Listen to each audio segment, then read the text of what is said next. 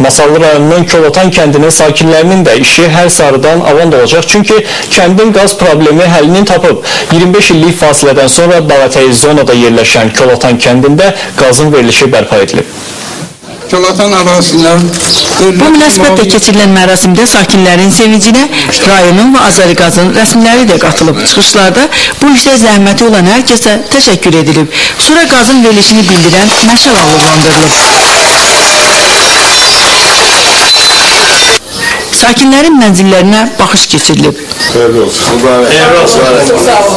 Bir ana kimi sevinirəm. Bütün kənd cəmaatımızı təbrik edirəm. Şamlığa işlətsinlər, toylarda işlətsinlər.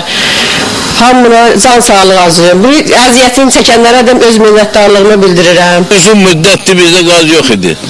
Odundan istifadə edirdi, meyvə ağaclarımız da kəsilirdi, meşələrimiz qırılırdı.